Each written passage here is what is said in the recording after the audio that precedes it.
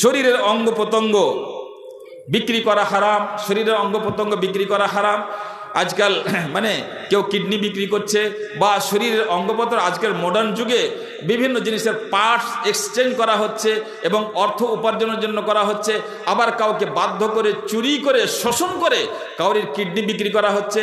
একটা ছোট বাচ্চা রাস্তা থেকে কিডন্যাপ করে নিয়ে যাওয়া হলো এবং তার কিডনি বের করে বিক্রি করে দেওয়া হলো।